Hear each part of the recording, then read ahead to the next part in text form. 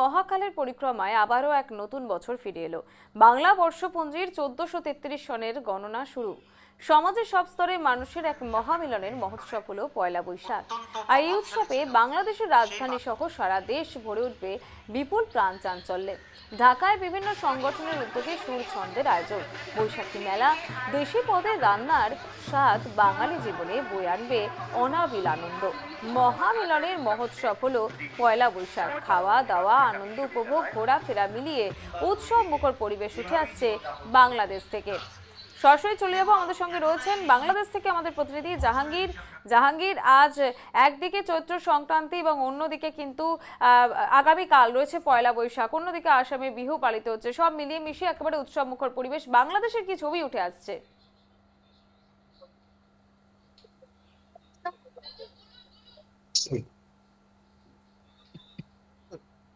শুনতে পাচ্ছেন? আমি এখন দাঁড়িয়ে আছি পয়লা বৈশাখের এই সকাল বেলায় চাষাশের তীব্র রোদে নিশ্চয়ই আপনারা অনেক গরমের মধ্যে দিয়ে যাচ্ছেন। বাংলা তো আশা করছি আপনারা আমাদের আয়োজন উপভোগ করছেন। সাংস্কৃতিক অনুষ্ঠানের আয়োজন করা হয়েছে এবং আমাদের আজকের আয়োজনে যেখানে দুপুর 2টা থেকে এই মঞ্চে থাকবে এবং এটি জনপ্রিয় সঙ্গীত ব্যান্ড শিরোনামহীন।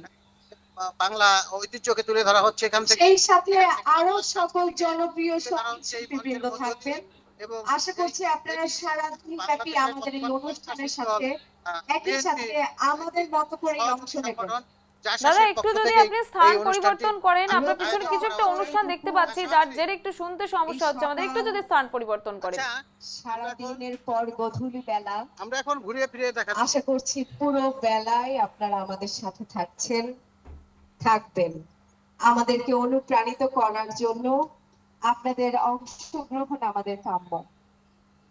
আমরা দেখছি দর্শক, এটি একটি এবার রমনা একটি পার্ক। পরিবেশনা এখানেই এটি কাল থেকে শত শত বছর থেকে এখানে এই পয়লা বৈশাখ বরণ করার জন্য দেশের বিভিন্ন প্রান্ত থেকে যে মানুষজন এখানে ছুটে আসে, এখানে মেলা বসে এবং এখানে সাংস্কৃতিক অনুষ্ঠান হয়, এখানে বাংলা বর্ষবরণের অনুষ্ঠান হয় এখানে। এবং এটিকে কিন্তু আজকে থেকে আরো প্রায় 15 বছর অতিক্রম হয়ে গেছে, অনেক আগে। তখন মৌলবাদী গোষ্ঠী একটি এখানে কিন্তু হামলা চালিয়েছিল যাতে এই সাংস্কৃতিক বহমান বাংলার যে কালচার এবং নববর্ষ পয়লা বৈশাখের উৎসব যাতে ভণ্ডুল হয়। কিন্তু তার পরবর্তীতে বিভিন্ন সময় আঘাত আসলেও কিন্তু এই বর্ষবরণ অনুষ্ঠানে কিন্তু মানুষজন ঠিকই এখানে ছুটে আসে। আমি কথা বলছি, আপা কেমন লাগছে অনুষ্ঠান? হ্যাঁ, আমি এটি আসামের টেলিভিশন নিউজ লাইভ বাংলা থেকে বলছিলাম যে আসলে বাংলাদেশের বর্ষবরণ অনুষ্ঠান গত বছর কেমন হয়েছে, এবছর কেমন হচ্ছে?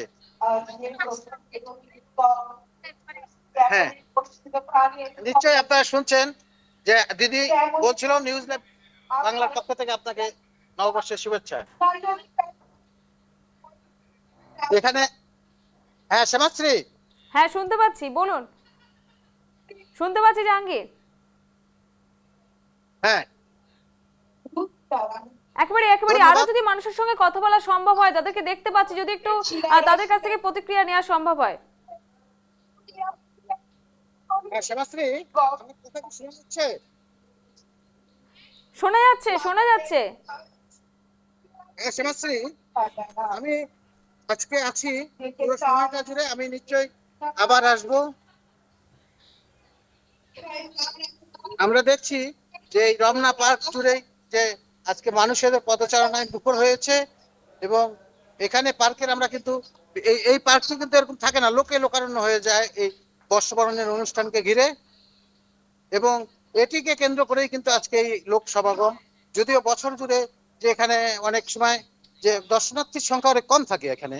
এবং একটি আমরা রমনা লেকটা আমরা দেখছি যে রমনা লেক এটি সামনে রয়েছে এবং এই লেক ঘিরেই কিন্তু যে দুই পাশ জুড়ে শুধু লোকে লোকারণ্য। এখন যত সময় গড়িয়ে যাবে তত এখানে লোক সমাগম আরো বেড়ে যাবে। শ্যামাশ্রী, বাংলাদেশে আজকে ঠিক কি কি উৎসব পালিত হচ্ছে? আগামীকাল রয়েছে পয়লা বৈশাখ, সেই উপলক্ষে কিছু কি বিশেষ রীতি রেওয়াজ রয়েছে ঠিক যে জায়গাটায় তুমি রয়েছো এই মুহূর্তে দাঁড়িয়ে?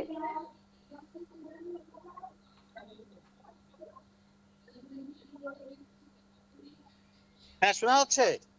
শোনা যাচ্ছে।